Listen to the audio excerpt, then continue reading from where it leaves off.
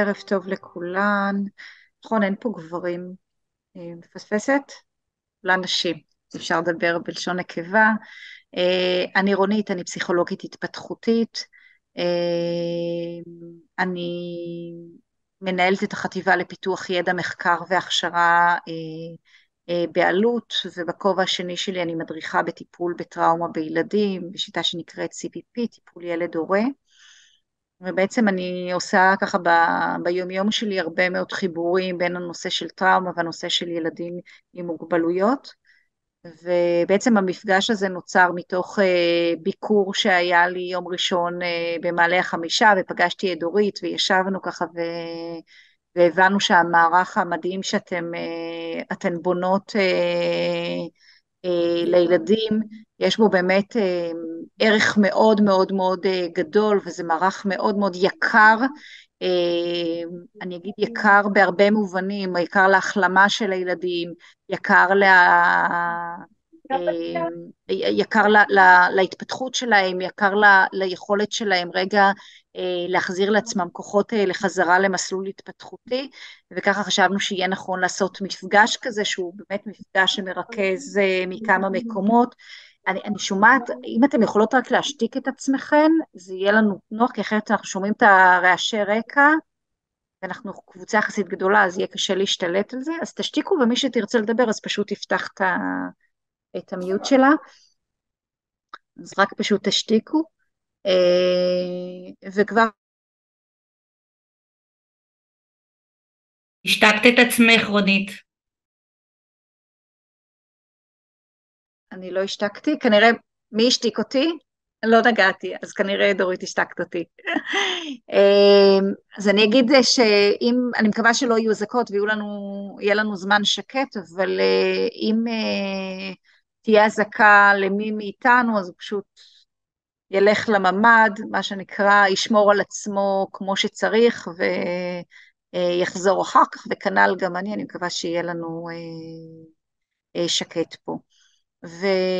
ואני אגיד שבאמת מתוך המפגש עם דורית קצת התחלנו לפטפט על מה קורה בגנים שמתהווים, והבנו שכן צריך לעשות רגע איזה מפגש שגם נותן רגע איזה ישור קו לטובת כאלה שפחות באים מהעולמות של הטראומה ופוגשים עכשיו הרבה מאוד דברים שהם לא עד הסוף מבינות, או שדרוש רגע איזה חשיבה, וגם כמובן כלים,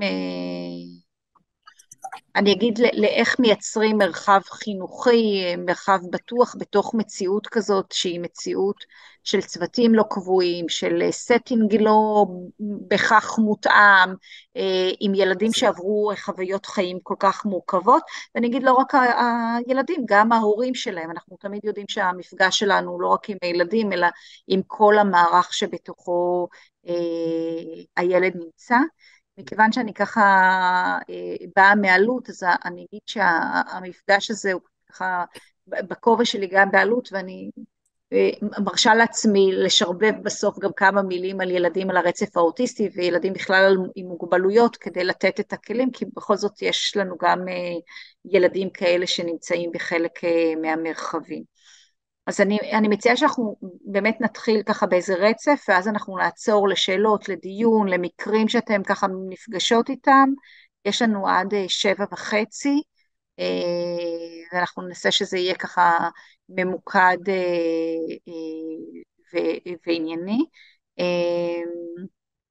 זהו, אז אנחנו נצא לדרך, אני ככה הכנתי מצגת כדי שיהיה לנו פשוט איזה סדר מאורגן בתוך הדברים, ויארגן לנו את החשיבה. אני גם יכולה לשלוח לכם את המצגת, אז לא צריכות להיות עסוקות בכתיבה, אלא באמת יותר חשוב לי שתבינו את העקרונות, שתפנימו אותם. אני חושבת שהעקרונות הם באמת הדבר שהוא יותר משמעותי בתוך הדבר הזה, ולהבין רגע את התפיסה של ההתמקמות שלנו בתוך הדבר.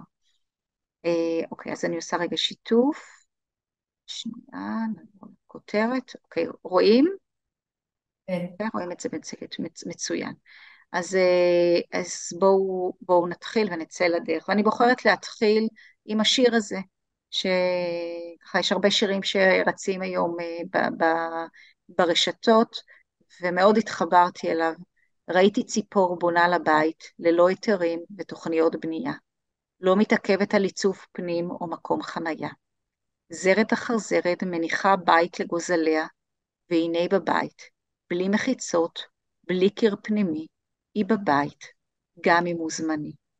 ובחרתי רגע להתחיל עם השיר הזה, כי אני חושבת שמה שאתן מייצרות כרגע, זה באמת איזה מרחב שהוא יהיה מרחב בטוח, בתוך מקום שאין בו בית, בתוך מציאות שבה הבית במשמעות הרחבה שלו, של דברים שאני מכיר, דברים שאני מורגל אליהם, השגרות שלי, הסביבה הבטוחה, החפצים שלי, האנשים שאני מכיר, הדברים האלה מתערערים ונשברים, ואני צריך לעשות כילד הרבה מאוד התאמות למצב שהוא משתנה, ובתוך מציאות כזאת שהיא מציאות מאוד מאוד מורכבת, אתן בונות בית, אתן בונות מקום של ביטחון, אתן בונות איזשהו עוגן, אתן בונות קשרים, אתן בונות איזשהו מערך, איזה setting שמארגן את הילדים, את המשפחות, ושנותן להם ככה איזה אפשרות לייצר לעצמם את החוויה הפנימית הזאת שיש להם מרחב בטוח, שבו הם יכולים להיות ילדים, שהם יכולים לשחק כמו ילדים, שהם יכולים להיות רגועים כמו ילדים, שהם יכולים לחזור לתפקד כמו ילדים, שיש להם את השגרה המוכרת שלהם, שוב, במידת האפשר בתוך הנסיבות. ואנחנו נראה, כאילו, המטרה שלנו היום היא באמת לראות איך אנחנו בונים את הבית הזה, גם אם הוא זמני, אוקיי? רגע, קרא לי פה, עבר לי. אוקיי, ואני אגיד שאנחנו באמת נמצאים באיזושהי תקופה שהיא תקופה מאוד מאוד מיוחדת, תקופת מלחמה, רמות הסטרס שאנחנו נתקלים בהם הן מאוד מאוד גבוהות, הילדים שנמצאים אצלנו במלונות זה ילדים שחוו חוויות של אימה, של פחד קיצוני, של מצוקה מאוד גדולה, כל אחד עם הסיפור שלו, כל אחד עם האירועים שהוא עבר, יש הרבה חוסר ודאות על הבית האמיתי שלהם, חוסר ודאות לגבי היקירים שלהם, חוסר ודאות לגבי העתיד, לגבי מה קורה איתם, לגבי התפקוד של המשפחות, לגבי הרבה מאוד דברים, והם נדרשים להסתגל להרבה מאוד שינויים, שגם קשה לנו לצפות אותם בזמן קצר, אוקיי? תחשבו שכמה זמן עבר מיום שבת המקולל הזה, מה-7 לאוקטובר, סליחה, לא הרבה זמן, וכמה שינויים הם היו צריכים לעבור במעבר מהבתים שלהם, בהסתגלות עם המשפחות שלהם, במפגש עם אנשים שהם לא מכירים, במרחבים שהם אחרים, בסביבה שהיא אחרת מהקיבוצים או מהיישובים שהם הגיעו מהם, והכל תוך מציאות של איום קיומי, היו באמת בחוויות של איום קיומי ואובדנים מרובים. אובדנים מרובים הם באים מיישובים שיש בהם הרבה מאוד אובדנים, הרבה מאוד אנשים שנהרגו, שנפצעו, שנחטפו, שנהדרים, כולל גם ילדים, חברים שלהם, והדבר הזה של להיות במציאות כזאת שהיא מציאות מטלטלת, הוא משהו שבאמת מערער את חוויית הביטחון הבסיסי, והוא מאוד מאוד מאיים על הקיום. השינוי בשגרה שדיברנו עליו, ובעצם מה שקורה זה שלא רק הילד נמצא באיזושהי מציאות טראומטית, אלא כל בני המשפחה, הוא בעצם נמצא ביחד עם המשפחה שלו, שכולם חוו את אותו אירוע, אבל כל אחד חווה אותו מנקודת מבט אחרת, כל אחד מאבד את זה ממקום אחר, כל אחד מתמודד עם זה בצורה אחרת, ואני אוסיף ואגיד שגם אנחנו כאנשי חינוך, כמי שנמצאים שם בשביל הילדים, גם אנחנו במציאות הטראומטית הזאת, גם אנחנו חלק מהמדינה, ראינו חדשות, יש לנו אולי בני משפחה שמגויסים, אנחנו מכירים, לצערנו, האובדנים הם רבים, ואין כמעט בן אדם שלא מכיר מישהו שנפגע, נפצע במעגל כזה או אחר, שלא היה באיזה לוויה. המקום הזה שבעצם כולנו נמצאים בתוך מציאות שהיא מאוד מאוד סטרסוגנית, הוא משפיע, אנחנו כבר נראה איך הוא משפיע עלינו. וכשאנחנו נמצאים במצב כזה שרמת החרדה היא גבוהה, והצורך להסתגל במיעוט משאבים הוא כל כך עוצמתי, אין לנו מספיק מרחב של ביטחון, ואין לנו מרחב גם רגשי ופסיכולוגי לעבד את החוויות שבהם אנחנו נמצאים. והרבה דברים קורים ומתארגנים מהר מהר, מעכשיו לעכשיו, ולמרות שהמשפחות הן במלונות וכבר הגיעו מטפלים, ולמרות שיש כאילו מעטפת, ופה עושים להם מסאז' ופה עושים להם הניקור, ופה עושים סדנה לאומנות, עדיין החוויות הן מאוד מאוד עוצמתיות, ברמה שעוד לא היה מרחב מספיק לעבד, לעכל את החוויות האלה שהם עברו, גם ההורים, גם הילדים, ובעצם אנחנו פוגשים את הדבר הזה נכנס אלינו למרחבים החינוכיים שאנחנו פוגשים, אנחנו פוגשים אנשים במצב מאוד מאוד מאוד קשה, אוקיי, אחרי שהם עברו חוויות מאוד מאוד קשות, כשאנחנו בעצמנו הרבה פעמים, גם אנחנו מוצפים מהסיפורים שאנחנו שומעים, עסוקים בילדים המגויסים שלנו, בבני המשפחה שמגויסים, גם אנחנו בתוך איזושהי מציאות שהיא לא נקייה, זה לא שאנחנו עכשיו באנו מאיזה ארץ אחרת ואנחנו נותנים שירות, אנחנו נותנים שירות לאנשים שהם באותה מידה יכלו להיות קרובי משפחה שלנו, או אפילו חברים שלנו, או ילדים של חברים שלנו, זאת אומרת, המרחק, יש צמידות שמקשה עלינו לתפוס את המרחק הרגשי כדי להתמודד עם הדברים. ואני רגע מניחה את כל הדברים האלה כנקודת פתיחה, כי אני חושבת שהמורכבות הזאת זו מורכבות שאנחנו נרצה להחזיק בראש, גם כשנחשוב על איך אנחנו בונים את המרחבים האלה, כי אנחנו נראה, אנחנו כל הזמן נדבר על תהליכים מקבילים, שמה אנחנו עושים עם הילדים, מה אנחנו עושים עם עצמנו, ומה אנחנו עושים עם המשפחות. רגע, אני כל פעם מעבירה לכיוון הלא נכון. אוקיי, אז מה אנחנו יודעים על אירועים טראומטיים? אנחנו יודעים על אירועים טראומטיים שהם בעלי השפעה משמעותית על כל רבדי התפקוד, קוגניטיביים, רגשיים, חברתיים, התנהגותיים, פיזיולוגיים, מנעד התגובות של אנשים בכל הגילאים הוא מאוד מאוד רחב, מתגובות של אי שקט, עצבנות, התפרצויות זעם, פתיל קצר, קשב קצר, ועד לתגובות בצד השני של המנעד, של התכנסות, של עצב, של יגון, של... אני לא נראה לי אקשיב לכל. אם אפשר רגע לקבות, זה על כדי אירועים שאנחנו... טראומטיים לילדים. מי שככה... אנחנו נשתיק. דורית, אם את יכולה לעזור לי שמי שמדבר פשוט להשתיק, לעשות לו מיוט, אז זה יעזור. ובעצם בכל תחומי התפקוד, וכולם בתוך הדבר הזה, זה משפיע גם על הורים וגם על ילדים.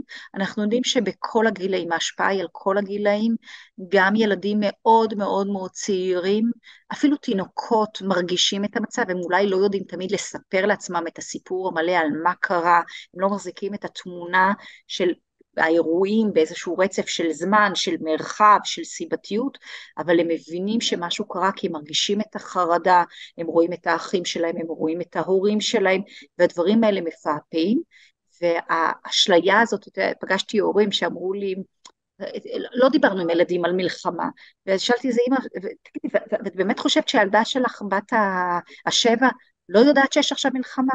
היא פוגשת את החברים שלה, היא פוגשת, הם לא מדברים, הם לא מכירים, ילדים יודעים, הנחת היסוד שלנו שילדים יודעים ומבינים מה קרה, שוב, הם לא אולי לא מבינים את כל הסיפור, אבל הם בהחלט מבינים, ואני אגיד שגם בכל רמות התפקוד, זאת אומרת, גם ילדים עם איחורים התפתחותיים, גם ילדים עם מוגבלויות למיניהם, גם ילדים עם רמה שפתית נמוכה, ילדים שלא מדברים, אנחנו יודעים האירועים הטראומטיים העוצמתיים האלה, הם משפיעים ומחלחלים ומשפיעים על התפקוד שלהם. אנחנו עוד יודעים שהחוויה של ביטחון אצל ילדים, היא מתארגנת סביב תחושת הזמינות הפיזית והרגשית של דמויות ההתקשרות בסביבה שלהם, ודמויות ההתקשרות זה קודם כל ההורים שלהם, אבל זה גם דמויות המבוגרים שנמצאות שם בקשר, והם יכולים רגע להישען עליהם ולסמוך עליהם, שהם יהיו שם בשביל לשמור עליהם. עכשיו אני אגיד שבתקופה הזאת אנחנו הרבה פעמים בונים יחסי התקשרות, אוקיי? כי אם ילדים מגיעים אליכם לגן, אתם עדיין לא דמויות התקשרות, אבל בזמן יחסית מהר אנחנו רוצים למקם אתכם, או אנחנו רוצים לתת לכם את האיכויות של דמויות התקשרות, של דמויות שיכולות לתת להם חוויה של הגנה וביטחון. ואנחנו יודעים שהדבר הזה של איך דמות התקשרות, בין אם זה הורה, בין אם זה גננת, בין אם זה מטפלת, בין אם זה מתנדבת בוגרת שעובדת עם הילד לאורך זמן, יש לזה ערך מאוד מאוד חשוב, יש לזה אימפקט מאוד מאוד חזק בלמתן את תגובות הילד. זאת אומרת, התנהגות שהיא מותאמת של דמות התקשרות, שרואה את הילד, מגיבה אליו, נענית לו בצורה מותאמת, יכולה למתן מאוד תגובות טראומטיות, ולעומת זה חוסר זמינות, או תגובות שהן תגובות לא מבוסתות, או אפילו תגובות מפחידות, אוקיי? או הילדים ראו את ההורים שלהם במצבים שהם היו נורא נורא מבוהלים, המצב הזה של לראות ההורה שלי מאוד מאוד מבוהל, זה הרבה פעמים יכול להעצים פחדים. אנחנו יודעים שהאיום על דמות ההתקשרות, הורה שהיה מאוים, הילד בעצמו יחווה את האיום על דמות ההתקשרות כאילו זה איום עליו עצמו, זאת אומרת לפעמים החוויה הזאת היא אפילו יותר חזקה, והוא יחווה כאילו זה אימו עליו. ובעצם המקום של דמות ההתקשרות בלספק משמעות למה שקרה, הרגעה, חוויה של להבין מה קרה לי, ולהיות מובן, שמישהו קורא אותי ומבין מה אני עובר ונותן לזה משמעות, ומחזיר אותי, מחזיק את הדבר הזה ומייצר לי ביטחון, היא קריטית, היא קריטית, היא קריטית, לא רק לאיך הוא מתפקד בגן, אוקיי? זה הסייד אפקט, זה באמת הדבר שהוא בעיניי התפקיד השולי שלכם בתוך הסיפור, אלא בלהחזיר לו חוויה של ביטחון בעצמו, במבוגרים ובעולם. יש לכם פה תפקיד שהוא בעיניי קודם כל תפקיד רגשי, ואחר כך תפקיד פדגוגי, ואחר כך תפקיד של בניית קבוצה, ואחר כך כל הדברים שכאנשי חינוך אנחנו יודעים לעשות, הוא קודם כל תפקיד רגשי של להחזיר לו אמון במבוגרים ואמון בעולם, כי האמון הזה הוא נשבר, גם אם ההורים היו הכי מקסימים והכי מסורים, ובאמת שמענו סיפורי גבורה של הורים, שישבו עם הילדים שלהם בממ"דים שעות, ושמרו עליהם, וניסו לייצר אווירה שהיא נעימה, ושיחקו איתם, והרגיעו, והיו באמת כל ההורה בחר באסטרטגיות שלו, כדי לשמור על הילד שלו באותם רגעים, עדיין החוויה של הילד, זה שלא הייתי בטוח, והחוויה של הילד שלא הייתי בטוח, היא ישר מקושרת לדמויות התקשרות, לא שמרו עליי, אוקיי?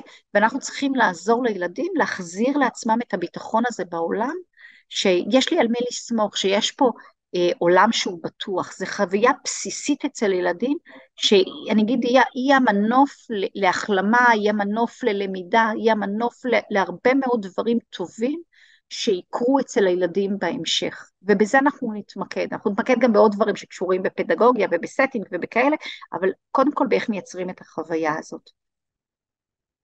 מה עוד אנחנו יודעים? אנחנו יודעים שוויסות הוא מקדים ללמידה, אנחנו צריכים קודם כל ילד שהוא רגוע, כדי שהוא יהיה פנוי ללמידה, ולמידה זה במובן הרחב של הדבר, למידה זה גם לעשות פאזלים, להשתתף במפגש, וגם להתנהג לפי כללי התנהגות המקובלים, וגם להיות בתקשורת עם חברים, אנחנו קודם כל צריכים את ההרגעה ואת הביטחון, ולכן השלב הראשון שאנחנו עסוקים בו, זה חוויית הביטחון, ועכשיו זה הזמן, זה בדיוק הזמן שאתם מתמקדות בדבר הזה, וגם אם עברו שבועיים, עדיין הילדים הם רגע בשלבים של הסתגלות והתארגנות על עצמם ועל המערכת הזאת ועל השגרה החדשה, ובעצם הם בשלב שהם מבססים את חוויית האמון והביטחון במבוגרים. אנחנו יודעים שילדים יודעים ומבינים הרבה מהסיפור, אנחנו יודעים שדווקא כשהילדים הם בזמני מצוקה, הם צריכים נוכחות אקטיבית של דמויות ההתקשרות שלהם, זאת אומרת, זה לא מספיק שאני אהיה שם, זה לא מספיק שאני אספק גירויים, זה לא מספיק שאני אספק מרחב משחקי, אני צריכה להיות בצורה אקטיבית, בצורה שרגע אומרת, אני פה שומרת עליך, אני פה רואה אותך, שוב, אנחנו עוד מעט נראה איך אנחנו עושים את זה בפועל, כדי לייצר את חוויית הביטחון, זאת אומרת, אנחנו ממש לא רק זורמים עם הילדים, אלא מנכיחים את עצמנו בצורה אקטיבית, כדי לייצר חוויה של ביטחון. חלק מהאמצעים שאנחנו נשתמש בהם, זה העניין של הדיבור על הטראומה, או העניין של ההתייחסות לאירועים הטראומטיים שהם עברו, מתוך הבנה שמילים לא מייצרו טראומה, את הטראומה הם כבר עברו, הם חוו על בשרם, הם היו שעות בממ"דים, הם שמעו את הצבע האדום כל היום, הם שמעו את האזעקות, הם ראו את ההורים, הם נסו עם תחתונים ופיג'מה, עם צבא מאבטח אותם. החוויה הטראומטית הייתה, המילים עוזרות לתת פשר, הן מארגנות רגע איזושהי חוויה שהיא קשה, שהיא גם ככה קיימת בתוך הילד, ואנחנו נראה איך אנחנו מספרים. אנחנו לא מספרים את הכל, לא צריך להיכנס לפרטי פרטים, אנחנו לא רוצים להוסיף דברים שילדים לא יכולים לעכל אותם, אבל אפילו איזה סיפור מסגרת שהוא רגע מארגן מה קרה ומה קורה עכשיו לילד, ומה ההתמקמות עכשיו, איך אנחנו כדמויות מספקים ביטחון, זה יהיה סיפור שאנחנו נרצה לעזור לילד להבין, כי אנחנו נבין שהדבר הזה הוא בעצם הכלי שדרכו אנחנו עוזרים לילדים להחזיר ביטחון בעצמם ובעולם. אפשר לשאול רגע שאלה? כן, בבקשה. זה לא תלוי גיל? לא. לא? לא, גם ילדים לא. בני 2 ו3? גם ילדים בני 2 ו3, אנחנו נסביר להם, אנחנו נסביר את זה ברמה בסיסית, ברמה פשוטה, אבל אנחנו נדבר איתם על מה שקרה. אני אגיע לזה, בסדר? אנחנו ניזום את השיחה הזאת? אני אגיע לזה, בסדר? בואו אני רגע אדבר ברצף ואני אגיד את זה, ואולי אני אקדים את המאוחר ואני אגיד שאנחנו, במציאות שאנחנו נמצאים בה, ילדים יביאו את זה לפתחנו, כאילו רק מהשיחה שהייתה בכניסה שאנשים נכנסו, אז הם סיפרו על מה ילדים משחקים ומה ילדים מציירים ואיך הילדים מתנהגים, ילדים יביאו את התכנים האלה לתוך המרחב הגנים, יביאו אותם דרך הדיבור שלהם, דרך הציורים שלהם, דרך המשחק שלהם, הם יביאו את זה דרך ההתנהגות שלהם, כי ילדים צעירים הרבה פעמים לא יוכלו לדבר את זה, אין להם את המילים אפילו להגיד את החוויה, אבל אנחנו נראה שהם מתנהגים את מה שהם מרגישים, אנחנו נראה התפרצויות זעם, אנחנו נראה רגרסיות בהתנהגות, אנחנו נראה בריחות, אנחנו נראה התפרצויות כעס, אנחנו נראה שהם מתנהגים את מה שהם מרגישים, בלי שיש להם את המילים לדבר את זה, ובמקום שאנחנו לא יכולים לדבר את מה שאנחנו מרגישים, אנחנו מתנהגים את מה שאנחנו מרגישים, אוקיי? אבל אני אגיע לזה שנייה. שבעצם מה שאני ארצה להחזיק בראש זה שאני רוצה להבנות חוסן נפשי, זאת אומרת בעצם אני רוצה לחזק את המקומות הטבעיים של הסתגלות חיובית, גם אם היו אירועים מאוד מאוד קשים, אנחנו נעשה את זה סביב 3 צירים, קשר, סוכנות, חוויה של אג'נסי של מסוגלות, אוקיי? להחזיר שליטה וחוויה של מסוגלות, ורפלקציה, היכולת הזאת רגע להתבונן פנימה ולדבר את זה ולתת משמעות לאירועים שקרו, אני אעבור דבר ואני אסביר אותו. כשאני מדברת על קשר, אני רוצה לחזק את העמדה המטפלת שלנו, להחזיר את המבוגרים למקום שלהם, אני רוצה להחזיר את הסדר על כנו, והסדר על כנו זה אומר שמבוגר שומר עליך, מבוגר נמצא שם בשביל לארגן לך, בשביל לבסט, בשביל לתווך, אני מתחילה קודם כל ביצירת קשר ואמון, ביצירת ביטחון לילדים, שאני פה נמצאת בשבילך, שאני רואה אותך, עכשיו אני עושה את זה בכל מיני אמצעים, אני עושה את זה ביכולת לייצר קשר אישי, בלראות את הילד, בלהתייחס לדברים שקורים לו, אוקיי? למשל ילד שקשה לו להיכנס, אז אני אומרת לו, אני יודעת שקשה לך להיכנס, זה אחרת, אתה לא רגיל לגן שלנו, זה גן חדש, אוקיי? אני רגע מדברת את מה שעובר לו בראש, כדי לתת לזה מילים ולתת לו חוויה שאני רואה אותו. אני משקיעה הרבה בקשר אחד לאחד, זה נכון שאני ארצה ישר לבנות סטינג של גן וקבוצות וכאלה, אבל אנחנו יודעים שמבחינה התפתחותית ילדים קודם כל בונים קשר עם מבוגר, ורק אחר כך הם בונים קשרים עם ילדים אחרים. אני ארצה להשקיע בדבר הזה שנקרא קשר אישי, והקשר האישי, גם אם יש לי עכשיו 40 ילדים בחלל שלא מותאם, הוא אומר שאני רגע פונה לילד בשמו, שאני יורדת לגובה העיניים, שאני מתייחסת לקוקיות שהילדה באה איתם בבוקר. אני רגע נותנת איזו התייחסות שהיא התייחסות אישית, כדי להגיד אני רואה אותך. Okay? אני יכולה לעשות את זה ישירות מול הילד או הילדה, אני יכולה לעשות את זה גם דרך ההורה, למשל להגיד, אם אני רואה שכל כך קשה לדנה להיפרד ממך, היא כל כך צריכה אותך, זה באמת מאוד מאוד קשה להיפרד מאמא אחרי הימים שעברתם, אוקיי? זה אמירות שאומרות אני רואה אותך, אני פונה בשם, אני מתייחסת אישית, אני נותנת לזה רגע לגיטימציה, תיקוף, אוקיי? הדברים האלה שאומרים אני רואה אותך כפרט, מהדבר הזה אני אחר כך אתקדם גם לדברים שהם יותר רחבים. אני רוצה להבנות ביטחון, הביטחון שאני בונה הוא ביצירת setting שהוא קבוע. אנחנו יודעים שהמקום הזה של רציפות נקטע, הילדים היו באיזשהם מסגרות, הילדים היו בסביבה, בקיבוצים, ביישובים, וזה נקטעו החברים, הם לא עם הגננת שלהם, הסדר יום הוא אחר, הפעילות, המרחב הוא אחר, החללים הם אחרים, אוקיי? סדר יום של פעילות בגן קיבוצי הוא אחר מאשר בגן של מלון, אוקיי? הדברים האלה הם נקטעו, ואני ארצה לייצר סטינגים שמייצרים ביטחון, אוקיי? אז שלכל ילד יהיה את השם שלו על הבקבוק, שיהיה לו מקום עם השם שלו, להניח את הדברים שלו, את העבודות שלו. אני רגע מתחילה לייצר משהו שהוא דומה למה שילד מכיר, מבחינת עוגנים של סדר יום, משהו שהוא דומה, אני מתחילה לייצר רוטינות, אוקיי? של פתיחה, של סגירת יום, של איך אנחנו עושים מעברים, כדי לייצר רגע איזו מסגרת, שבתוכה הילד יבין מה קורה.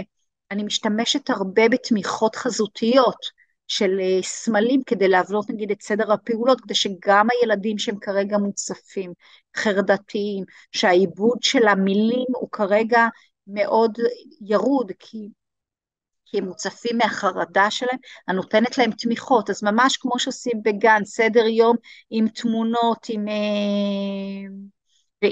לעשות את הדברים האלה כדי לעזור להם רגע להתאקלם ולהרגיש חזרה שהם באיזשהו מקום, שהם מכירים את כללי המשחק. לזכור שאנחנו בתהליך הסתגלות, אוקיי?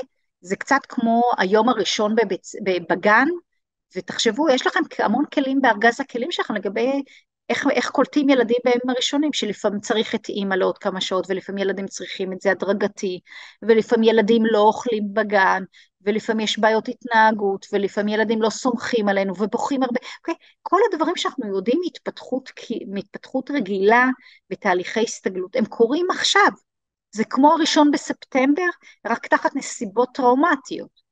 אוקיי?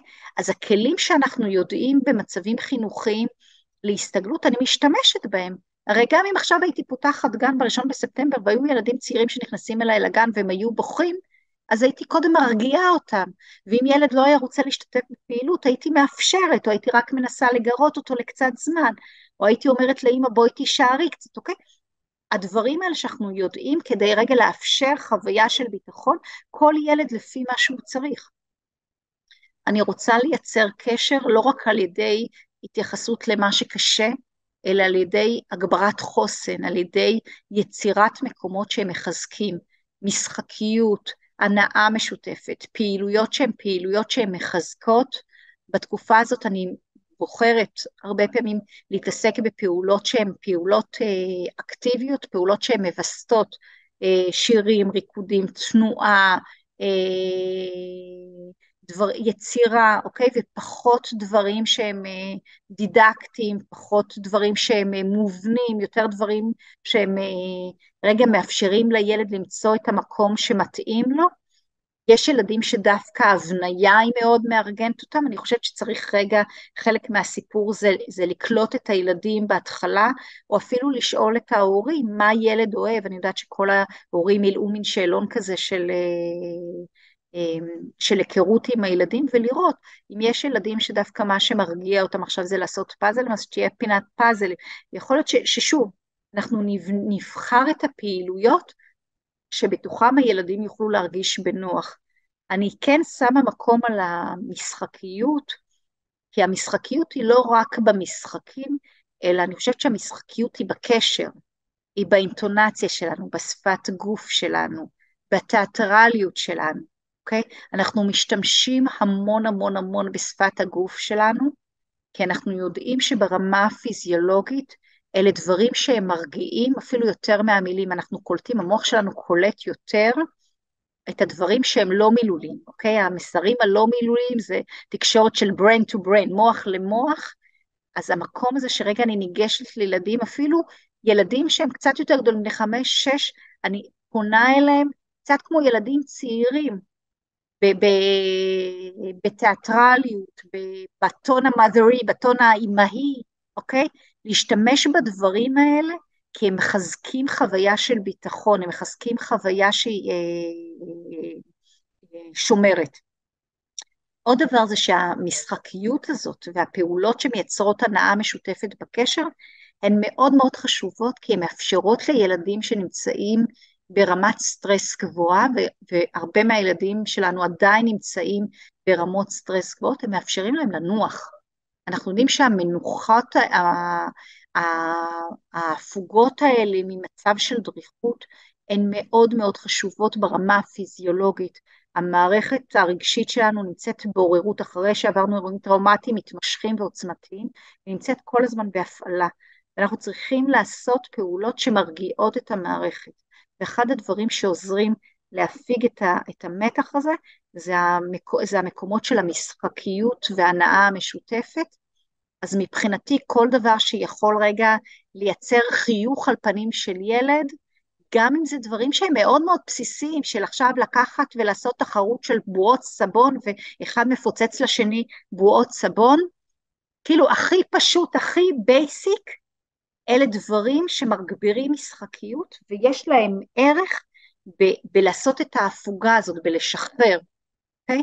אני כרגע לא מחפש את הדברים המתוחכמים שמתאימים לשלב ההתפתחותי של הילדים, אלא אני מחפשת דברים שמייצרים חוויה של ביטחון, של פעילות, של אקטיביות. אני עוברת מפה לסוכנות, לחוויית השליטה, אני מחפשת את הדברים שהם באופן אקטיבי, יניעו את הילד ויחזירו לו חוויה של מסוגלות בעצמו. אוקיי? אז אני אומרת, משחקי תנועות זה נהדר, משחקים,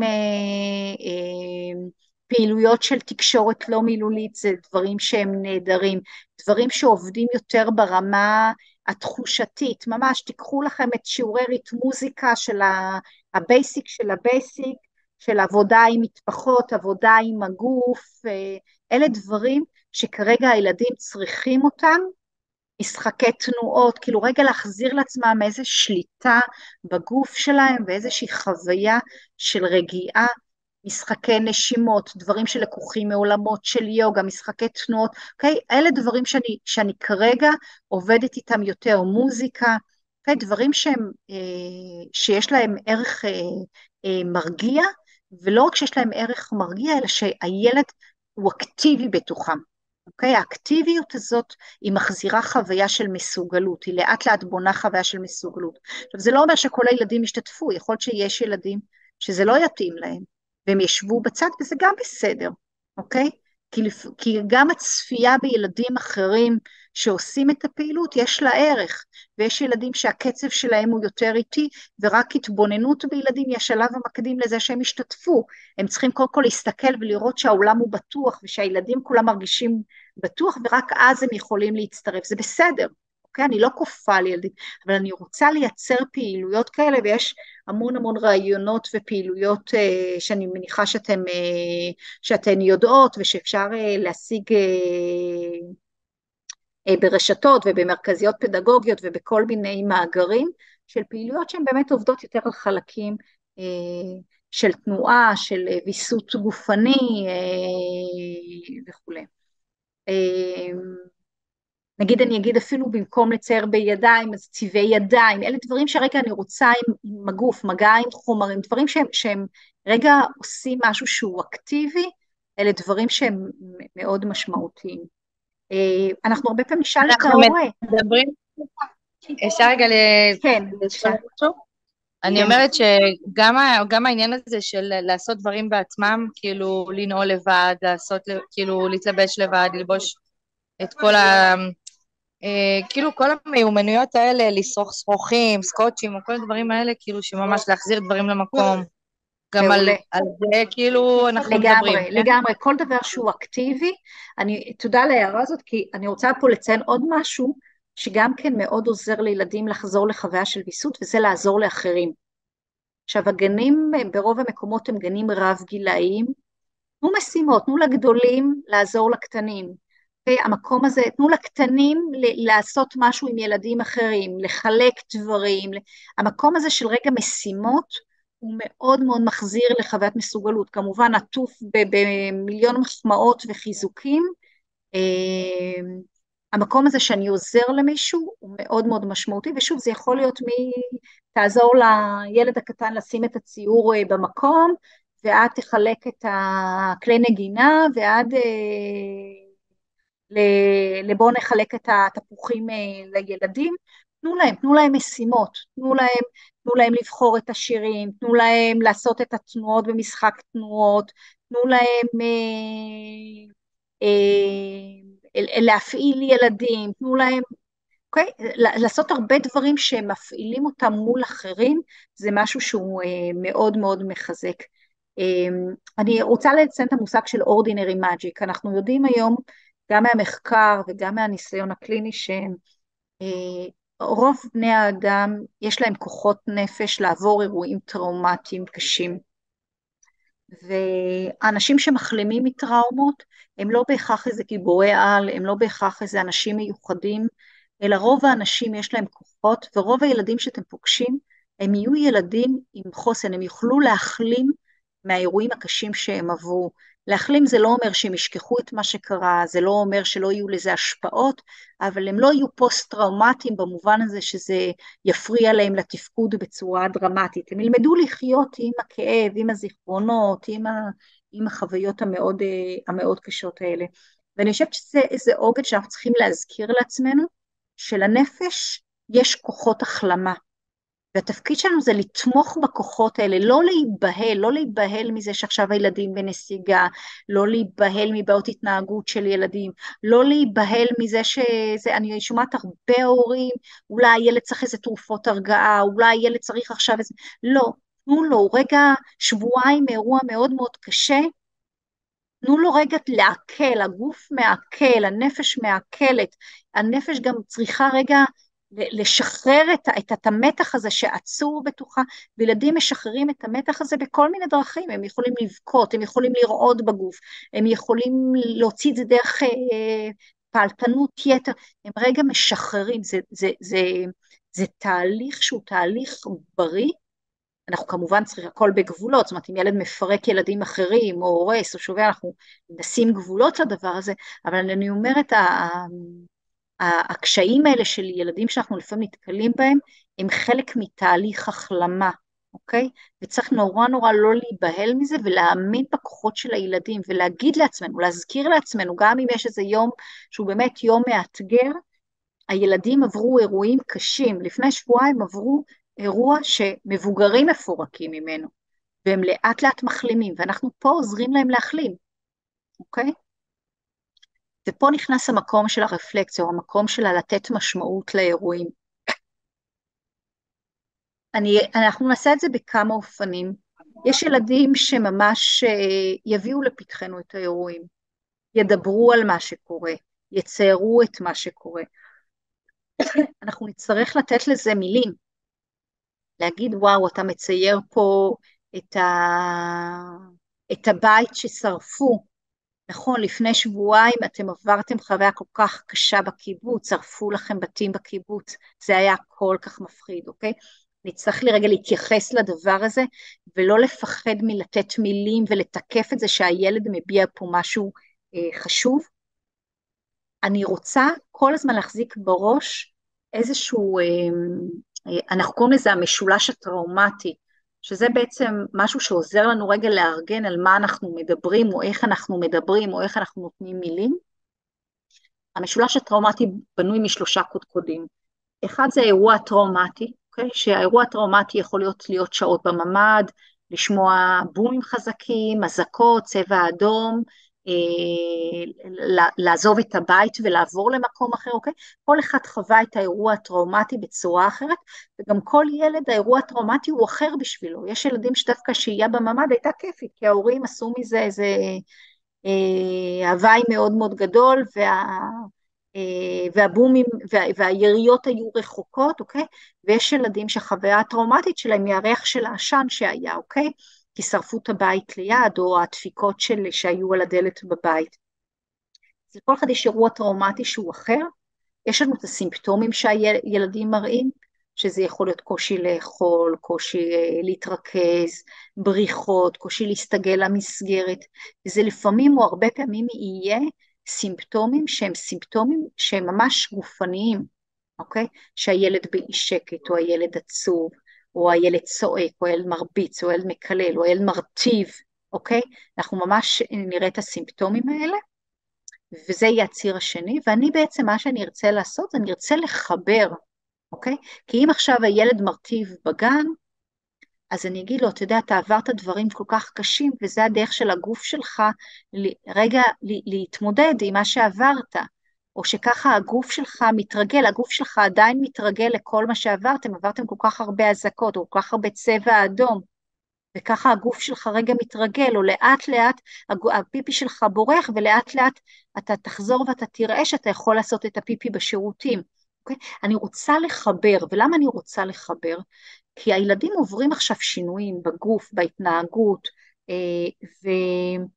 ובעצם החוויה של ילדים הרבה פעמים היא חוויה של בדידות, היא חוויה שהם לא מבינים מה קורה להם בגוף. וכשאני אומרת זה קשור למה שעברת, אוקיי? וזה לא משנה אם זה קשור לצבע האדום שעברת, או קשור לזה שאתה עכשיו בגן חדש ואתה עוד לא מכיר, שוב, אתם תבחרו מה מרגיש לכם בנוח להגיד כרגע כסיבה לדבר הזה, זה מרגיע, זה נותן חוויה שמישהו רואה אותי, גם מישהו מארגן לי רגע מה קורה לי, אני מבין ואני מובן, וזה גם עוזר לנו כמחנכים להתמקם בעמדה שהיא עמדה מבוגרת שרואה את הילד, והחוויה הזאת שיש מבוגר שרואה אותי, היא חוויה מרגיעה, היא חוויה מבסטת, גם אם אין לנו פתרונות, אוקיי? אני לא ארוץ עכשיו לילד שהוא מרטיב, לאוי ואבוי, ונכניס אותך עכשיו כל שעה לשירותים, אני יכולה כן להציע, אני יכולה כן לתמוך, אבל אני רגע מבינה שהילד זאת הדרך שלו רגע להסתגל למצב שהוא עבר, אז אני אתמוך בזה, אני אגיד לו, אני רואה שקשה לך, הפיפי לא מקשיב לך והוא יוצא בתחתונים, אתה רוצה שאני אזכיר לך, בוא נלך ביחד להחליף בשירותים, אוקיי? משהו שהוא הרבה יותר רגע מכיר בזה שהילד במצוקה, והצד השלישי של המשולש הזה, זה החזקת ביטחון ותקווה, והביטחון ותקווה זה המקום שלנו, אני פה איתך, אתה לא לבד, אנחנו לאט לאט נתרגל, אתה עדיין לא מכיר את הגן, אבל אנחנו לאט לאט נכיר, אוקיי? אתה לאט לאט תכיר איך אנחנו, מה הכללים שלנו בגן, אוקיי? המקום הזה שבעצם אומר, בסוף אתה תסתגל, או אני פה איתך ואתה לא לבד, זה המרכיבים שאני עושה איתם. את הדיבור הזה אני עושה גם עם ילדים צעירים מאוד, גם אם יש לי בגן ילד בן 3, והוא לא מדבר על הדברים, ואני נותנת לו מילים, ואני אומרת לו, וואו, אני רואה כמה קשה לך לשבת במפגש שאנחנו עושים. זה כל כך אחר, אתה לא בגן שאתה מכיר, זה גן חדש, אתה עדיין לא מכיר אותי, לאט לאט אתה תתרגל. אז עכשיו אני מרשה לך לשחק במכוניות, וכשתרצה אז תבוא, או בוא נשב קצת ואני אעזור לך, אני אתן לך חיבוק. Okay? המקומות האלה שרגע מחברים, גם אם הילד לא מדבר את הדברים, כדי לתת לזה משמעות. כשבעצם כל הזמן אני מחזיקה בזה שהתגובות של הילדים, הן בעצם תגובות נורמליות למצב לא נורמלי, הם עברו אירועים נורא נורא קשים, והנסיגות והבריחות וההתפרצויות והכללות וה"אני שונא אותך", שמופנים גם כלפינו וגם כלפי ההורים, הם רגע ביטוי למצוקה שהם נמצאים בה. ואם אנחנו מבינים את זה, אז אנחנו גם פחות נבהלים מזה, וגם רגע מאפשרים איזשהו תיווך שעוזר לילד להבין את עצמו, להבין מה קרה לו בתוך הדבר הזה. עכשיו, זה לא אומר שאנחנו נרשה לילד להתפרק, אוקיי? אם ילד מרביץ לילדים אחרים, אנחנו נחזיק אותו, ואנחנו נגיד, אנחנו רואים שכל כך קשה לך להתרגל לגן שלנו, קשה לך להתרגל, אתה עברת דברים כל כך קשים, ואתה צריך עזרה, ואני פה בשביל לעזור לך. אני עוזרת לידיים שלך שלא ירביצו, אוקיי? אני עושה דברים שמדברים את ההתנהגות של הילד כסימפטום שאני נמצאת פה בשביל לעזור לילד.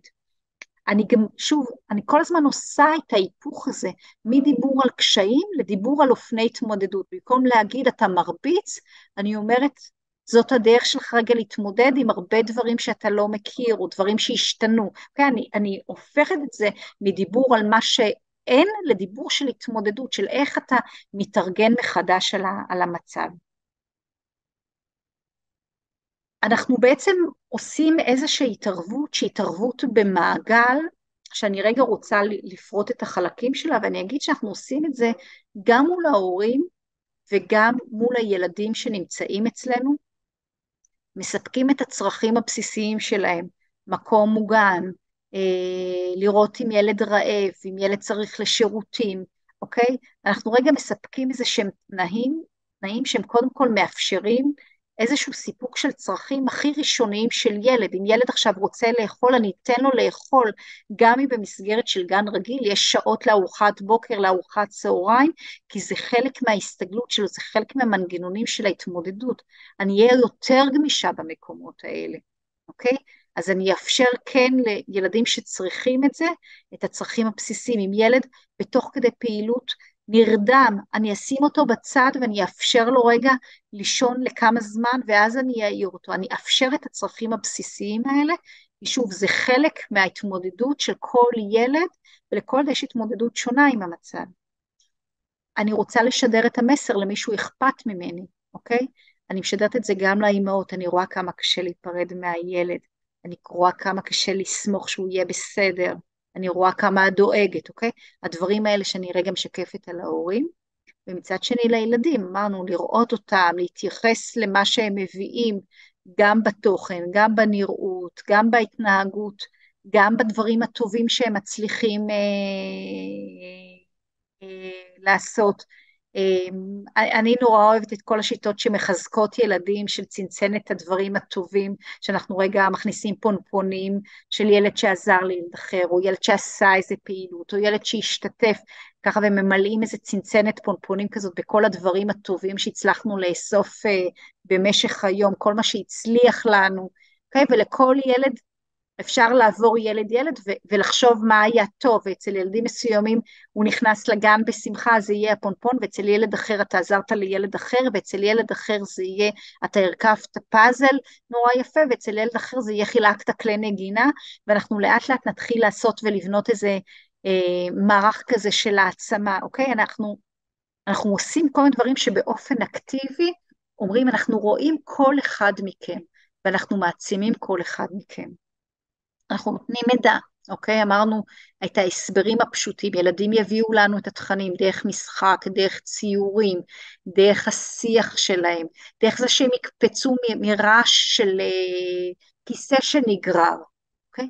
ואני ארצה להתייחס לדברים האלה, ולהגיד, אתה כל כך נבלת, אתה רגיל לרעשים שהם מפחידים, אבל זה לא רעש מסוכן, זה רק כיסא שנגרר, אני פה, אני שומרת עליך פה, אין לנו רעשים שהם מסוכנים. אוקיי? הדבר הזה לתת מידע ולעזור לילד להבין מה קורה לו, לחבר בין הסימפטומים, בין ההתנהגויות, בין הפחדים, לבין רגע על מה זה יושב, ולתת לו את החוויה שאני מבינה אותו. אני ארצה לעשות דברים שהם קשורים בהרפאיה, אמרנו כל התרגילים של התנועתיות, של הנשימות, יש המון המון תרגילים שאנחנו יכולים לעשות במסגרת גנית,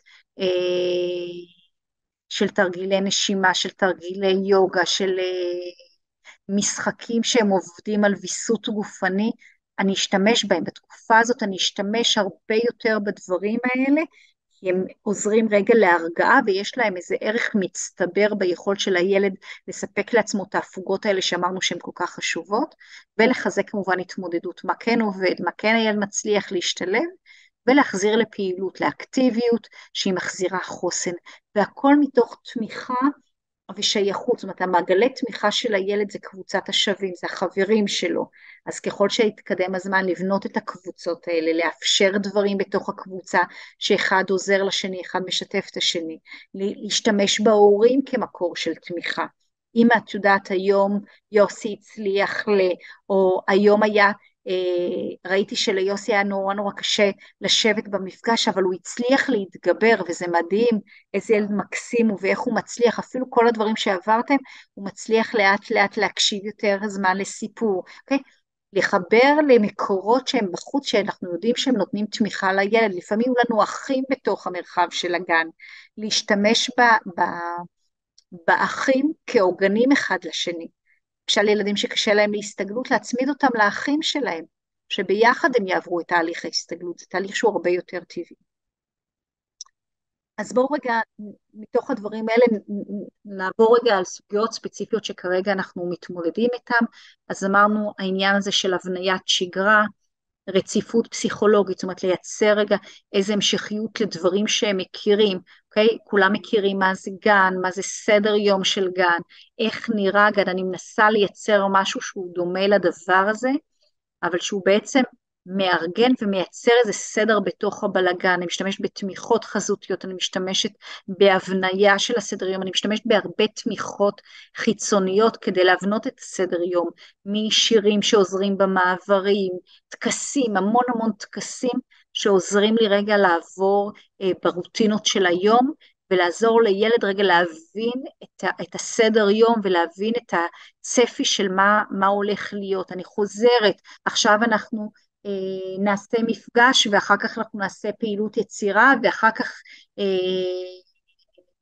אנחנו נעשה משחק חופשי בקבוצות, אוקיי? אני כל הזמן אומרת מה הולך להיות כדי לייצר את החוויה של הביטחון. אני מייצרת את הביטחון דרך שייכות וקשר, דרך הקשר האישי, דרך השייכות לקבוצה, דרך היכולת לעזור לילדים אחרים בקבוצה.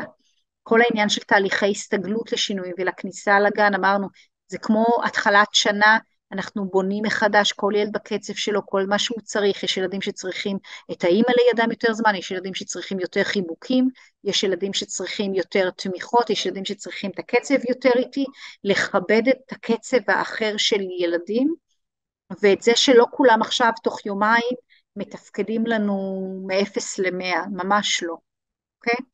התמודדות עם רגרסיות בתפקוד, רגרסיות היא תגובה נורמלית במצבים האלה של טראומה, לא להיבהל מזה, לתת לזה משמעות, לעזור לילד להבין שזה חלק מאיך שהגוף שלו מתמודד עם הדבר הזה, ולהציע את העזרה, להציע את העזרה בתוך הדבר הזה. אם ילד מרטיב, אז שוב להתייחס לזה שזה מובן שהפיפי לא מקשיב לו, אוקיי? כי הגוף שלו עדיין מאוד מאוד מתוח והוא לא מכיר וזה גן חדש, ולאט לאט אנחנו נעזור לו, ואולי הוא רוצה שאנחנו נזכיר לו ללכת לשירותים, זה בסדר שנזכיר לך, אני רגע עוזרת לתמוך בדבר הזה, אבל בצורה נורא נורא עדינה,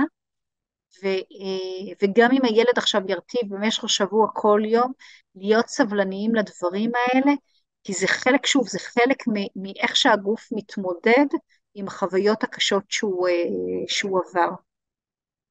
איזון בין מנוחה ונסיגה לפעילות. יש ילדים שלא ישתתפו בכל פעילות, שירצו רגע את הרגעים האלה שהם לבד עם עצמם, או שהם צופים, או שהם מתבוננים, לאפשר את זה, למצוא את האיזונים בין הדבר הזה.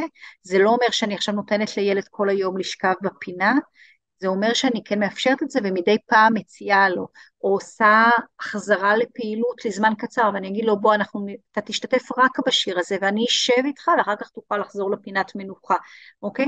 אני כן עוזרת רגע להתחיל לכבד את המקום הזה של מנוחה, ושל עיכול של מה שקרה, לצד מקומות שהם מחזירים מחוויה של שליטה ושל השתתפות. אני מאזנת בין מענים רגשיים למענים תפקודיים דידקטיים. אמרנו, אנחנו קודם כל עוסקים בוויסות, ורק אחר כך במענים תפקודיים ודידקטיים. אם ילד צריך כרגע בנייה של קשר, אם ילד רוצה לשים עליי ראש, אם ילד רגע עסוק בלהיות כל הזמן עם החברים שלו, והוא לא פנוי לא לדף עבודה, ולא לדף צביעה, ולא לפאזל, הכל בסדר, ולאט לאט גם החלקים התפקודיים והדידקטיים יגיעו, ככל שהילד יירגע. שוב, זה לא אומר שאני לא אציע, זה לא אומר שאני לא אנסה אפילו לזמן קצר, אבל אני אעשה את זה במינונים שהם ברי עיכול, ואני אראה, הילד יספר לי מה הוא יכול, להיות רגישים לזה, לראות מה הילד מספר לי דרך ההתנהגות שלו, לגבי מה הוא יכול, מה הוא לא יכול, ולגבי מה הוא צריך.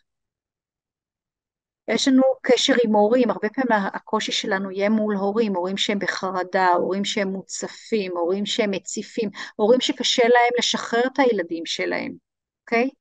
חלק מהחוויית ביטחון של הילדים זה גם איך ההורים נפרדים מהם. אז אם ההורה קשה לו, להזמין אותו, בוא תשב קצת עם הילד, תשחק איתו, אוקיי? תרגיש בנוח, זה נורא נורא קשה לשחרר אותו עכשיו אחרי כל מה שעברתם לגן חדש. את עוד לא מכירה אותי, אבל אני שושנה הגננת החדשה, זה באמת נורא נורא קשה עכשיו לשים את הילד בידיים שאת לא מכירה, אבל אני אעשה את הכי טוב שאני יכולה, ויש לי את הטלפון שלך, ואם משהו לא יהיה בסדר, אז אני אתקשר, ואם יש לי אימא שהיא ממש ממש חרדה, אז אני אצלם לתמונה של הילד המצייר, ואני אשלח לה. כאילו, תהיו רגישים רגע לדבר הזה, כדי להרגיע את ההורים, כי ככל שההורים ישחררו את הילד יותר בקלות, היכולת של הילד לעבור את תהליך ההסתגלות, יהיה יותר קל גם אצלכם. התפקיד שלנו, אני רואה את זה, את תפקיד המטפלים בכלל בתקופה הזאת כבבושקה, בובה בתוך בובה, בובה בתוך בובה.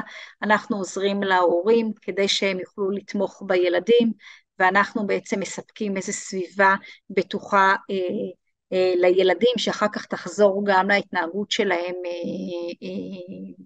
בסביבה המשפחתית, ובעצם אנחנו כל הזמן באיזושהי עמדה של תפקידים, של לתמוך, אתה לא לבד, אנחנו בעמדה התקשרותית, התקשרותית זה אומר שאנחנו רואים את המצוקה, אנחנו שמים אליה לב, אנחנו מדברים אותה, אנחנו מרגיעים כשצריך, אומרים את המילה הטובה כשצריך, אבל אנחנו גם מחזקים ומעודדים לפעילות, אנחנו מחזקים מה שעובד, אנחנו מחזקים הצלחות. אגב, גם אצל ההורה שהיה קשה לו להיפרד, והיום הוא הצליח להיפרד, נגיד להם, איזה אלופה, איך הצלחת היום? זה היה לך כל כך קשה אתמול, ותראי איזה מהממת, את איך היום הצלחת, אוקיי? לתת להורים את החוויה הזאת שאנחנו רואים גם את הדרך שהם עושים, והם עושים דרך. לארגן חשיבה, לייצר סדר בגן, סדר בחשיבה של הילדים, הרצף והמוכרות, לחבר לקוחות. אנחנו מקבלים אינפורמציה מההורים, מה עוזר לילד, להשתמש בזה. אם אני יודעת שמה שעוזר לילד זה מגע, ויש לי הרבה ילדים שמה שעוזר להם מגע, אז תעשו עכשיו סשן שכולם מביאים קרם ידיים, ואחד עושה לשני מסאז' בכפות ידיים, אוקיי?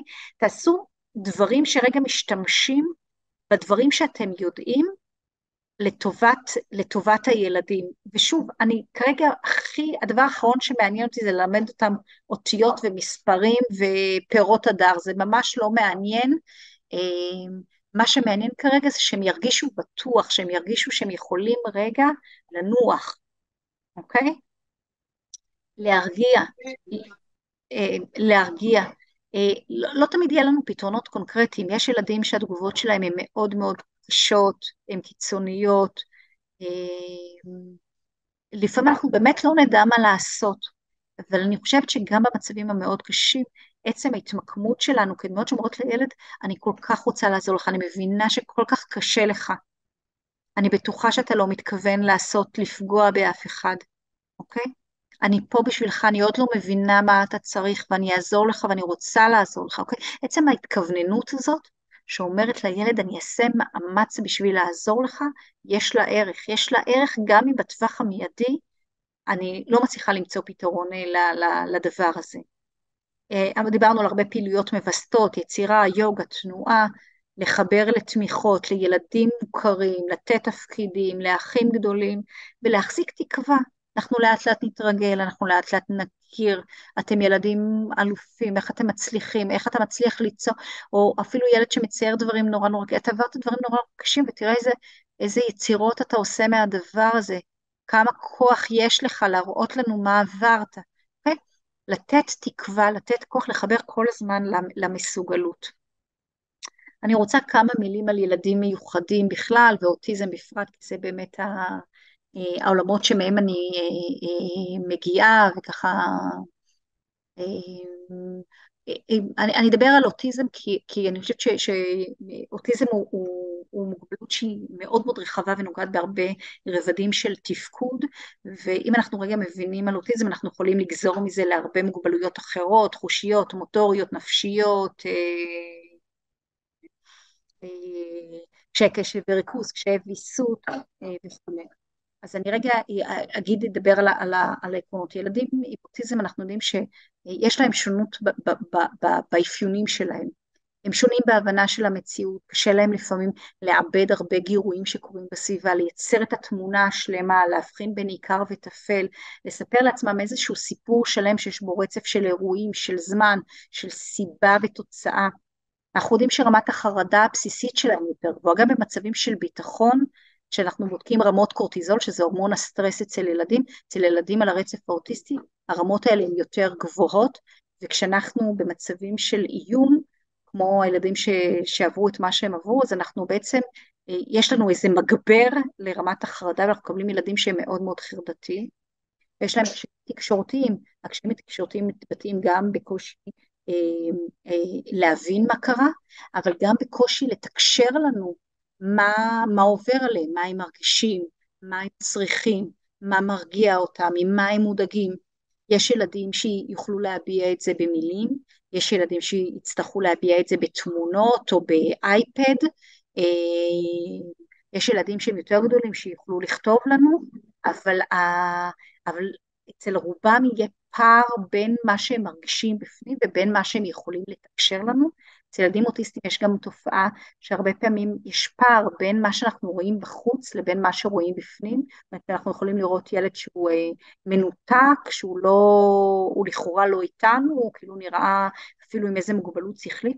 אנחנו יודעים שבעולם הפנימי שלו הוא מבין והוא מרגיש והוא חווה את הכל, והנחת המוצא שלנו תהיה להתייחס אליו שהוא מבין, ואנחנו נדבר עליו כמו ילד שהוא מבין, כי לא תמיד הוא ידע להראות לנו את זה החוצה, בגלל בעיות התארגנות, בגלל בעיות תכנון, בגלל בעיות שפתיות, בגלל המון קשיים שהם פועל יוצא של המוגבלות, הם לא ידעו לספר לנו את זה, ואז תהיה לנו אחריות מאוד מאוד גדולה, בעצם לדבר במקומם, או לתת מילים במקומם, לקרוא את ההתנהגות שלהם ולדבר, הגוף שלך קופץ וזה סימן או אני רואה או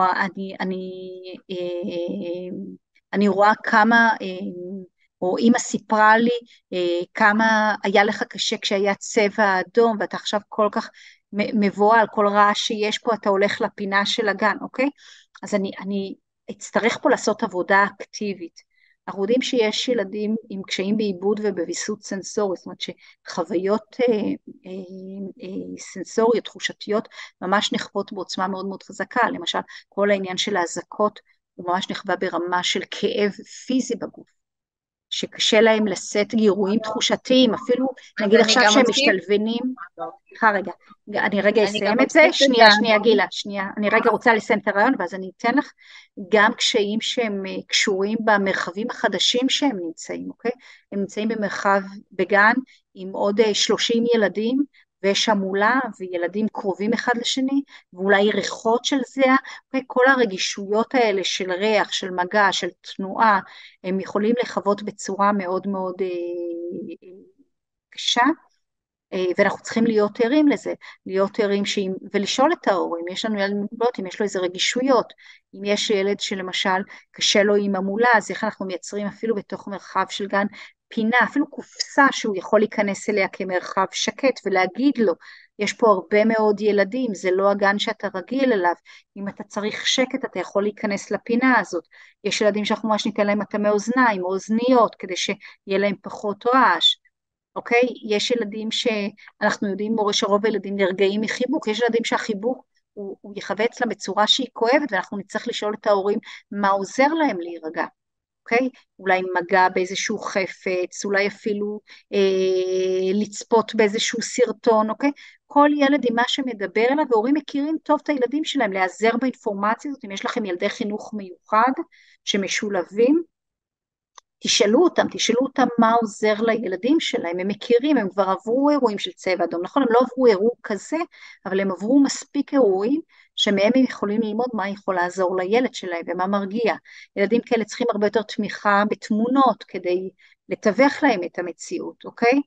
אז לעזר בזה, שוב, להרבה מההורים כבר יש אייפד, או יש תמונות, או יש קשר עם קלינאי תקשורת שאפשר להוציא תמונות, אני יודעת שבחלק מהמלונות יש כבר מטפלות שנכנסות ואפשר להיעזר בהם, אוקיי? להיעזר בדברים האלה כדי להבנות סדר יום, כדי לתת אפילו מערכת אישית לילד כזה, ולארגן לו את הסדר יום. הקושי בהסתגלות לשינויים הוא הרבה יותר קשה אצל ילדים כאלה, משינויים בסדר יום, ועד לשינויים באוכל, ועד לשינויים בעוצמת הרעש במרחב, אוקיי? בהרבה מאוד שינויים, ותחשבו כמה שינויים הם צריכים להתרגל בתקופה הזאת.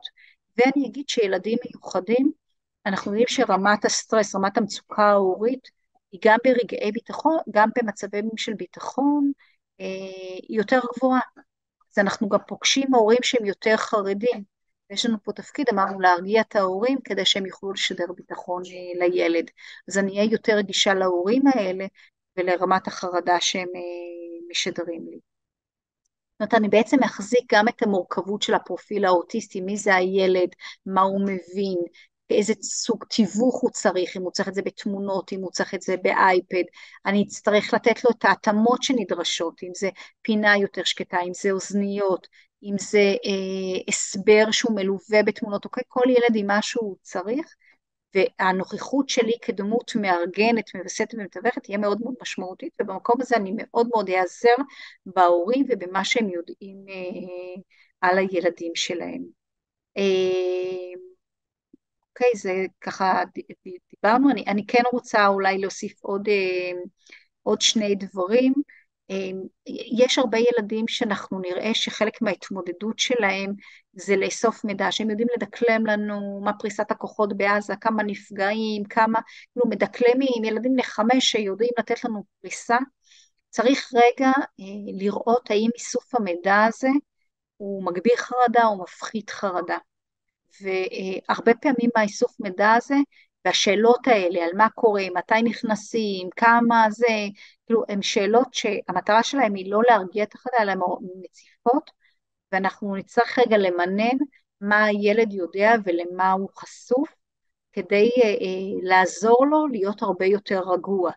אז זה משהו ככה להיות ערים אליו, לזכור שכל ילד צריך צורת תיווך אחרת, שיש ילדים שיצטרכו את התיווך בתמונות, יש ילדים שיצטרכו ממש תיווך פיזי, שאני אקח אותם ויעביר אותם מפעילות לפעילות, יש ילדים שאני אצטרך ממש לשבת איתם ולהתניע איתם פעילות, ואנחנו ביחד נתחיל לצייר, אוקיי? כי יהיה להם כל כך קשה, כי הם קפואים וקשה להם להיות בפעילות. לעשות רגע שיקול דעת, להסתכל על הילדים באופן פרטני, מה כל אחד צריך, שוב, יכולות ההתמודדות של כל ילד הן אחרות ושונות.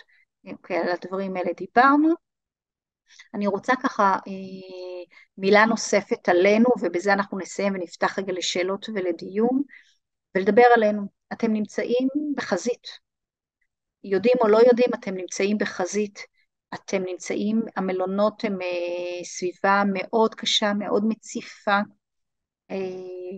אתם שומעים סיפורים מאוד קשים, אתם רואים ילדים שלאט לאט יתחילו להביא יותר ויותר חוויות שהן קשות למרחבים שלכם, קשות גם ברמה ההתנהגותית, אבל גם ברמה של מה הם מספרים, או מה הם מציירים, או מה הם משחקים, והמקום הזה של איך אנחנו שומרים על עצמנו בתוך המרחב הזה הוא נורא נורא חשוב. אז אני אומרת, יש דברים שהם כלליים, שבתקופה הזאת עוזרים לנו לשמור, כמו למנן חשיפה לתקשורת בעיקר מצולמת, אם אנחנו רוצים להתעדכן בחדשות בעיקר סביב דברים כתובים ופחות סביב תמונות וסיפורי זוועה, זה משהו ששומר על הנפש שלנו. לזהות איפה הזמנים הקשים ולהתכונן אליהם. אוקיי, גם באישי וגם במקצועי, אתם כבר נמצאים בתוך המערכת, אתם יודעים איפה הזמנים שקשה לכם, אוקיי? הילדים מגיעים בבוקר וזה קשה לקלוט את הילדים, תעצרו רגע, תחשבו על הדבר הזה של הבוקר, איך אתם יכולים לעשות את זה אחרת, להתייעץ עם קולגות, לנסות לראות מה עבד לחברות, לנסות להבנות, לעשות איזשהו שינוי כדי רגע שהמקומות האלה שהם יותר מאתגרים, יהיו יותר קלים. גם באישי לראות מה קשה לי, כשילד מצייר ציור עם בתים עולים באש ודם וצבע אדום, זה מציף אצלי, אז בואו תראו מי הקולגות שלכם, מי נמצא במרחב הגני שאתם יכולים רגע להיעזר בו, שאתם יכולים אפילו רגע ללכת ולשתף אותו, או אפילו להגיד לו, אני צריך רגע הפסקה לכוס קפה רגע כדי לנשום. Okay? המקום הזה של לקרוא את המצבים שבהם אנחנו צריכים את העזרה, הוא מאוד מאוד חשוב. חמלה עצמית היא מצרך חשוב מאוד. אנחנו לא נצליח לעזור לכולם, אנחנו לא נצליח להתמודד עם כל בעיות ההתנהגות, אנחנו לא נצליח להיות שם עבור כל מי שצריך אותנו ברמת דיוק מקסימלית. לקבל את זה שאנחנו עושים את הכי טוב שאנחנו יכולים בתוך מציאות שהיא באמת קשה, כי זה לא הגן שלנו, והמרחב הוא קטן, והאקוסטיקה גרועה, והמשחקים שיש שם, והגילאים מעורבבים, ויש לי 10 ילדים עם בעיות התנהגות מתוך 30 ילדים, להיות צלחנים, אל תהיו קשים עם עצמכם, להבין שאתם עושים את הכי טוב, והטוב הזה מייצר אדוות, כי אם אתם מייצרים לילדים מקום של ביטחון, זה ירגיע אותם, זה אחר כך יהדהד גם במשפחות שלהם, ואם אתם מייצרים להורים כמה שעות שהם יכולים רגע להיות פנויים ולנוח, או אפילו ללכת לטיפול בשביל עצמם, זה יקר, אוקיי? הדברים האלה של רגע להתמקד במה אתן כן מצליחות, במה כן עובד, אפילו לעשות לכם בסוף יום רשימה של מה הצלחתי, אוקיי? יש לנו נטייה הרבה פעמים לחפש מה לא הצלחתי, מה לא עבד לי, לאיזה ילד לא הגעתי, איזה ילד היה קשה. לא, תעשו לעצמכם את רשימת הכן, לכמה ילדים הגעתם, כמה ילדים השתתפו, למי הצלחתם להגיע, מי לא הצליח אתמול והצליח היום לעשות משהו, אוקיי? מי הצליח לשבת היום בפעילות לאורך זמן, אוקיי? כל הדברים האלה הם ממש עוגנים שמחזקים אותנו. לדאוג לעצמנו, גם בתוך המרחב הגני וגם אחר כך, מכוס קפה ועד לטלפון עם חברה, לשתף, להיעזר, זה מסע כבד לשים על כתפינו לבד, לנסות ולייצר הבניה גם אם קטנה, בגן אתם תעשו את זה בוודאי, אבל גם בחיים האישיים שלכם, חזרתם הביתה, אתן מוצפות מכל היום, שגם מאחר צהריים יהיו לכם עוגנים של מתי אתן אוכלות, מתי אתן נחות, מתי אתן אולי הולכות לספורט שלכם, רגע את הדברים שעושים לכם טוב ואת מתחזקים אתכם, זה ריצה למרחקים ארוכים, אתם צריכות רגע את האוויר הזה כדי להתמלא, ושוב, הדרך להתמלא היא הרבה פעמים על ידי פעילות, ילדי אקטיביות, זאת אומרת, זה בסדר גם לבוא ולרבוץ מול הטלוויזיה, ולאכול גלידה כל היום, זה בסדר גמור, זה מותר, מומלץ ואף רצוי, אבל גם למצוא את המקומות שאנחנו רגע פועלים באופן אקטיבי, כדי לייצר רגע איזו חוויה של שליטה במצב. ושוב, המקום הזה שאנחנו זוכרים, סליחה רגע, שאנחנו זוכרים שלנפש יש כוחות להשתקם, רוב הילדים שאתם מטפלות בהם, אתם עושות להם טוב והם יחלימו. אני חושבת שזה משהו שהוא נותן המון המון המון תקווה, והמון אמונה ביכולת של הילדים להתקדם מהדבר הזה, וצריך להגיד את זה, צריך להגיד את זה לעצמנו, צריך להגיד את זה להורים, צריך להגיד את זה לעצמנו ברגעים קשים, הילדים האלה עכשיו מתנהגים את מה שהם מרגישים, והם יהיו בסדר, רובם יהיו בסדר, אוקיי? ויהיה לכם חלק מאוד מאוד גדול, בזה שהם בסדר בתוך הדבר הזה. אוקיי? אז אנחנו ככה רגע נאסוף את החלק הזה, ואני אשמח לפתוח, ככה עצרתי קודם, לא יודעת, עצרתי להגיד משהו, אז אנחנו נפתח את זה רגע גם למחשבות, גם לשאלות, גם לשיתופים. זהו, אז אתן מוזמנות לפתוח את המיוט ולהגיד, לשאול, לשתף.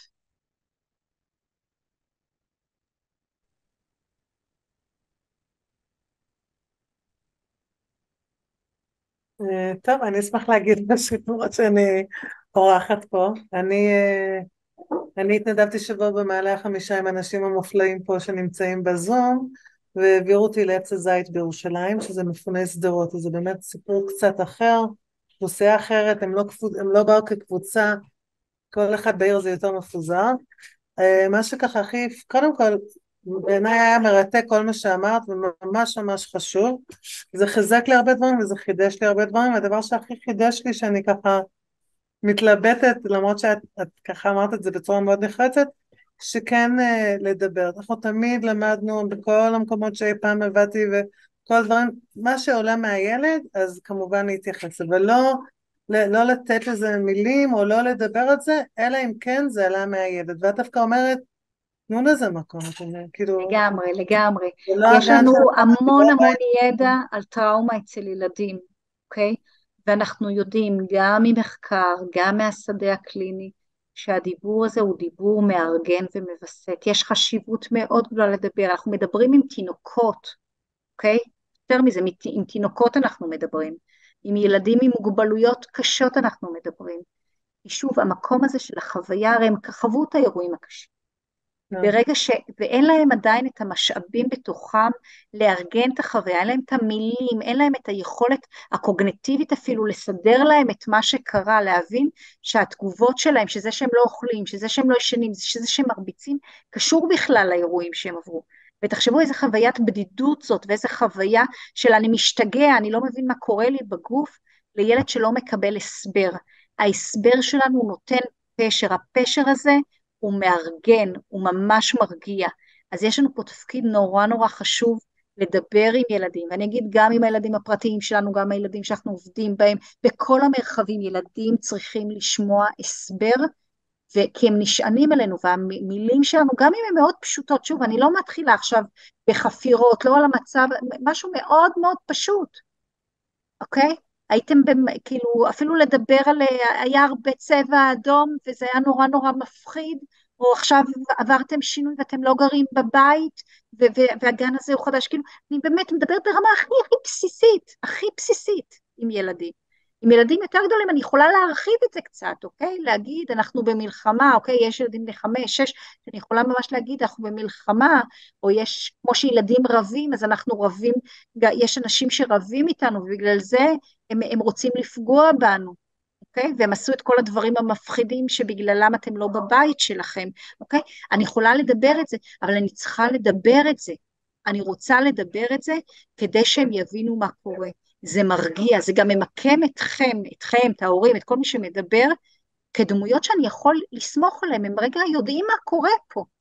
יש איזה סדר בבלגן, יש איזה מבוגר אחראי שיודע מה קורה פה, אוקיי?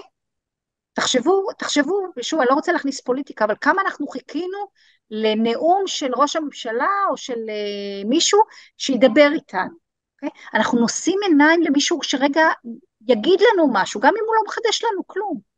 שרגע נוכל להישען והוא יארגן לנו את החוויה, יגיד לנו יש פה מבוגר אחראי, אוקיי? הדבר הזה קיים לגבי מבוגרים, לגבי ילדים, הוא נורא נורא חשוב. אז אני שמחה אם את זה את לוקחת, אפילו אם רק את הדבר הזה את לוקחת מהמפגש, זה יקר, יקר, יקר, יקר. תודה, ממש תודה. תודה רבה. אני רוצה רגע להמשיך את מה ששרית העלתה, כי זה גם מה שאני רשמתי לי. ואני שומעת אותך ואני יכולה לקבל הרבה מהדברים. אני כן רוצה ככה לעשות איזה כוכבית ולשאול אותך אם היא במקום לדעתך, כי באמת אצלנו במרחב אנחנו שלחנו שאלונים להורים, איפה הילד היה בשבת, מה הוא חווה וכאלה, והתשובות הן שונות. עכשיו אני אומרת, אני מבינה את המקום של החשיבות של לשקף על דברים שאנחנו יודעים ולתווך את זה, אבל לא כל הילדים חוו את אותם דברים. זאת אומרת, יש ילדים שההורים כתבו שבמקרה הם לא היו בבית, הם היו אצל הסבא במרכז, במקרה, זאת אומרת, הם לא חוו.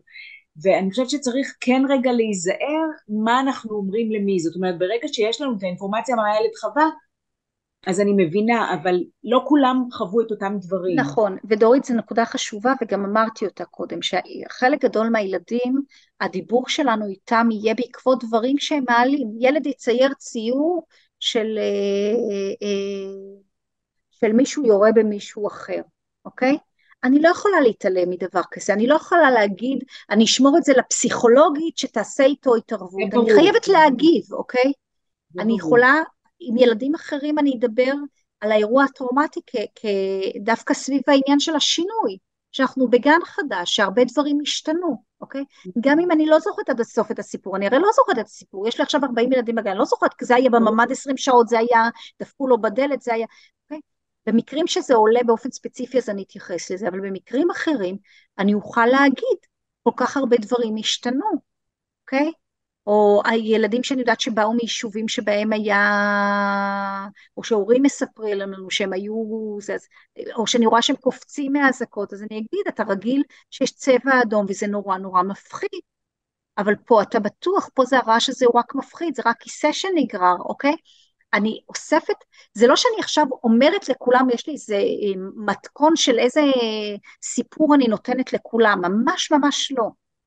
אני אומרת להיות ערניים לזה, שאני רגע מחפשת את ההזדמנויות שאני יכולה לחבר ולהסביר לילד דברים שקורים לו, ולהגיד לו, יש לזה הסבר, זה לא קורה סתם, זה לא קורה סתם שכשיש עכשיו רעש, אתה מתחיל להיכנס להיסטריה ודופק את הראש בקיר.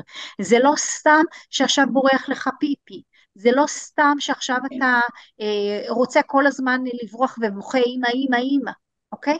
אז לדברים האלה אני מתייחסת, ושוב, אני מתייחסת אליהם בצורה מאוד מאוד פשוטה, אוקיי? זה לא טיפול, אתם לא במרחב טיפולי, אתם במרחב גני, אבל בתוך המרחב הגני, אני חייבת לעשות גם התייחסויות שהן רגשיות, ואני עושה אותן ברמה באמת הכי בסיסית. אם ילד ישאל, אם ילד יביא, זה סיפור אחר, אבל כרגע אני מחברת את זה ברמה של, היו כל כך הרבה שינויים, או הרעש, או אם ילד אומר לי,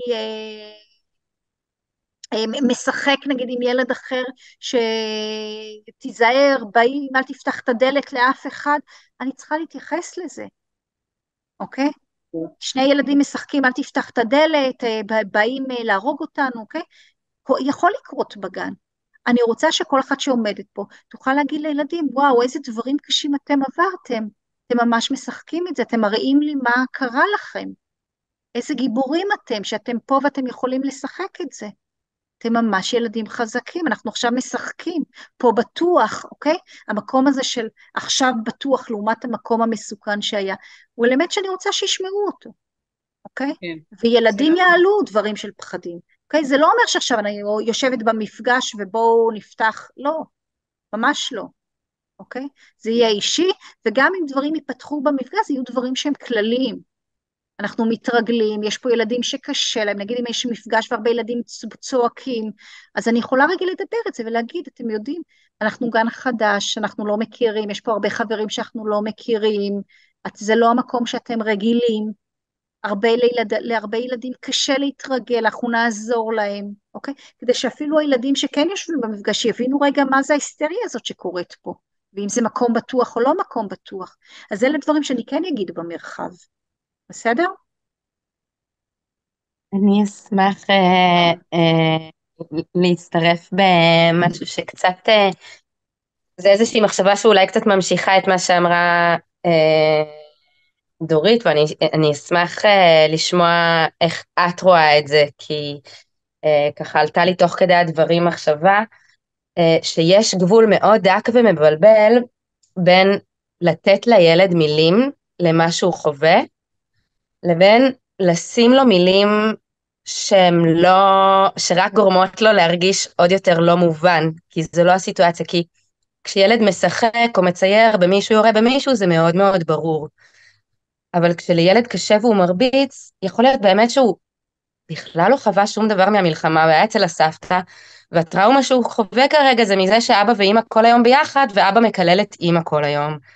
ויכול להיות שבכניסה לגן, הוא בכלל, יש לו כרגע חוסר רצון להיכנס, כי אם הוא לא, הוא רואה שיש פה את הילד שקודם הציק לי וחטף לי בחדר אוכל. וזה בכלל לא קשור להזעקות, ולא קשור לכל מיני דברים מזעזעים שקרו, ואני מאוד מרגישה שצריך מאוד להיזהר, מאוד לשקף מה אני רואה. אני רואה שאתה לא רוצה להיכנס לגן, אני רואה שמשהו מאוד מטלטל אותך עכשיו, אבל להגיד לו, היית בהזקות, היה לך לא, קשה. אז רגע, אני רוצה לעשות סדר, בסדר? כי אני לא רוצה שיובן, כאילו אני עכשיו בכל הזדמנות מחברת את זה להזקות ולסיפור של מה שהיה. אני רוצה רגע להעמיד דברים על דיוקם, כי אני רואה שהנקודה הזאת היא לא מובנת עד הסוף. יש מצבים שבהם אני אחבר את זה להזקות, אני אחבר את זה לאירועים של מה שקרה, כשמאוד ברור לי הקשר, אוקיי? ברור לי הקשר כשילד משחק את זה, כשילד מצייר את זה, זה ברור לי הקשר כשהורה מספר לי שזה מה שהילד עבר, זה ברור לי הקשר כשאני רואה שזה בצמידות לאירועים שהם מאזכרי טראומה, כמו למשל רעשים מאוד מאוד חזקים, אוקיי? זה מקומות שהם ברורים לי. במקומות אחרים, אנחנו כן ננסה לתת פשר לאירועים בצורה יותר רכה, וההצעה שלי היא לדבר על השינויים, אוקיי?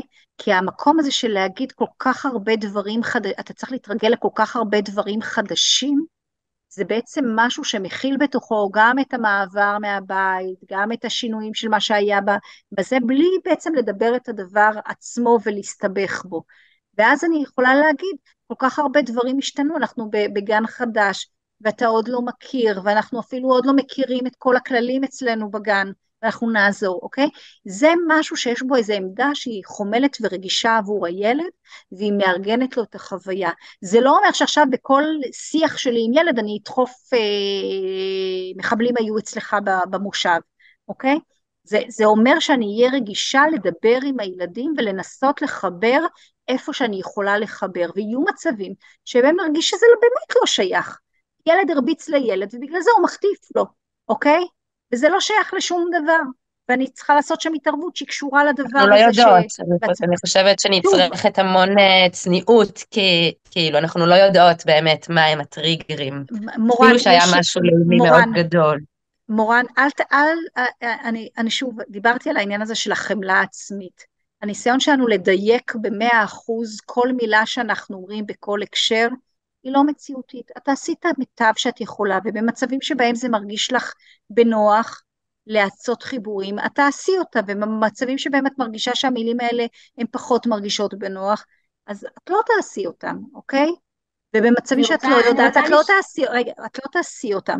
אני חושבת שהמקום הזה של להפעיל שיקול דעת, הוא נורא נורא חשוב, כשאת עכשיו יוצאת מהמפגש הזה עם החזקה בראש, שאם יש משהו שהוא קשור, ושאת רואה שהוא קשור, אז חשוב להנכיח אותו, חשוב לא להתעלם ממנו, אוקיי? אבל את שיקול הדעת אני משאירה לך, אין פה איזה כלל שאני אומרת, בכל המצבים צריך לעשות ככה וככה, אין איזה פרוטוקול, זה מאוד תלוי בילד, מאוד תלוי במה הוא מביא, מאוד תלוי בקונטקסט, מאוד תלוי בהמון המון דברים.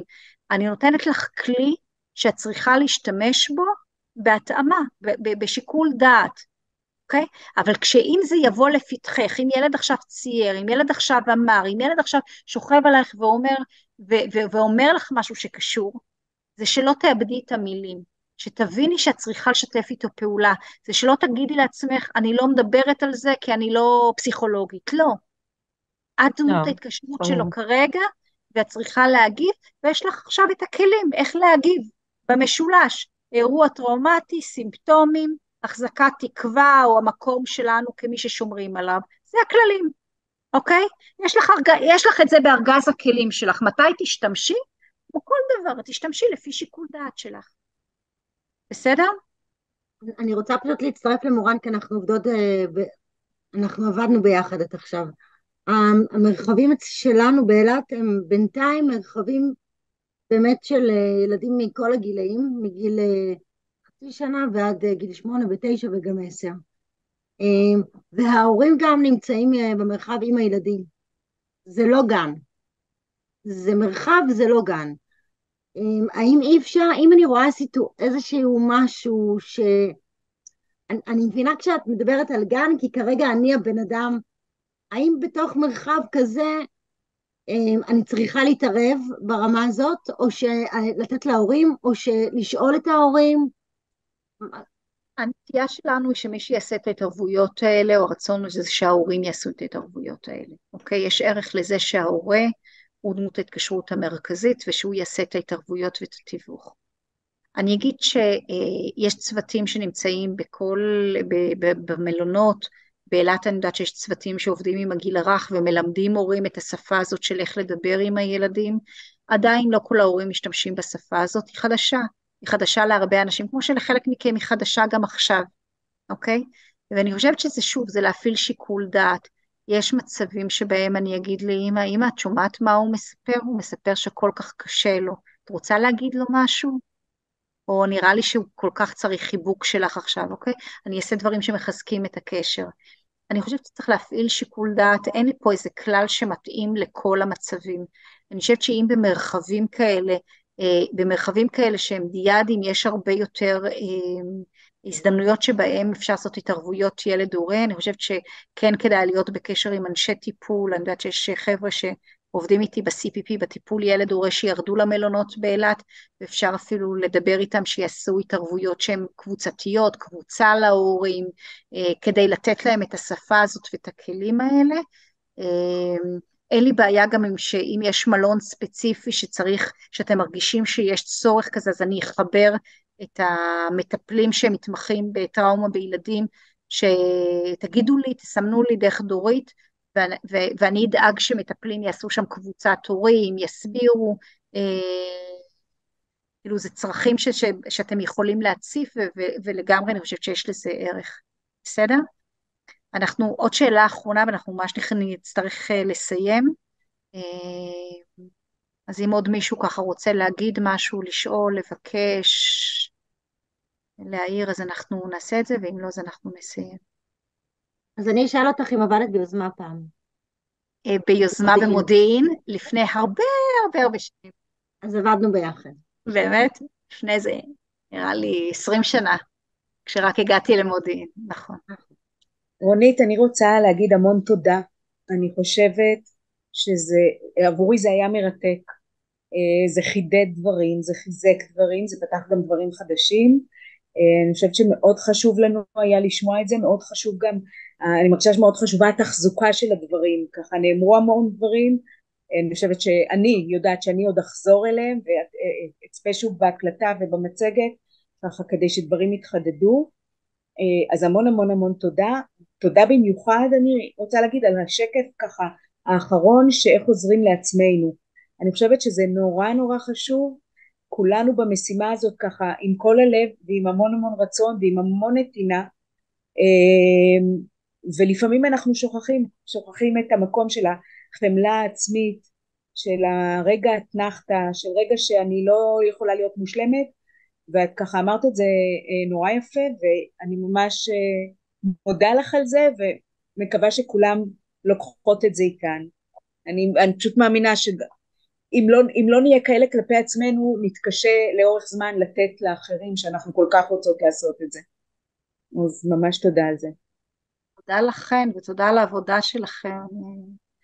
אני חושבת שאנחנו באיזושהי תקופה שהיא באמת עם איזו שליחות מאוד מאוד יקרה, להיות שם להרבה אנשים שבאמת עברו תופת, וזו זכות גדולה, זו זכות גדולה לייצר טוב בתקופה כזאת. אני רוצה להגיד תודה על התקווה שאמרת שהרוב יצאו מזה. כן, גם המבוגרים אגב, זה לא רק הילדים, גם המבוגרים. גם המבוגרים, אנחנו מכירים צמיחה טראומטית, אנחנו מכירים שמאירועים קשים, אנשים לפעמים אפילו, לא רק שמחלימים, אלא אפילו מתחזקים מאירועים כאלה, ואני מקווה שאת יודעת, גם כמדינה אנחנו נהיה באיזה מקום יותר טוב, זה נותן תקווה. כשהכל ייגמר, ושהאמן ייגמר מהר. אבל כן, לגמרי להחזיק תקווה, אני חושבת שזו אמירה שמאוד מאוד חשוב להשמיע לעצמנו, ולכל מי שאנחנו באים איתו במגע. אוקיי, זו אמירה שהיא מאוד מרגיעה ומנחמת, כי יש פחד מאוד מאוד גדול שאנחנו נצא עם איזה צלקות שאנחנו לא נוכל להחלים מהם. אנחנו נהיה עם צלקות, אבל אנחנו נחלים מהם. בסדר? הצלקות יישארו, אבל אנחנו נוכל להמשיך לתפקד. תודה לכן, ותודה על ההזדמנות, ותודה דורית על איך שהרמת את הכפפה, אני רק הצעתי ואת כבר לקחת את זה בשתי ידיים. ידעתי שנתרם. אז תודה, ואתם בידיים טובות לגמרי, אם דורית ככה מובילה את העסק. לא, אני ממש לא יחידה ואני לא מובילה את העסק. אני יודעת, אבל לא משנה, אני עבדתי מולך, אז אני יכולה להגיד. אז תודה לכן. תודה רונית, תודה להקלטה ולמצגת. כן, אני אשלח, אני לא יודעת אם אני אספיק היום, אבל אני אשלח במהלך היום מחר. בסדר? תודה רבה. תודה רבה. תודה רבה.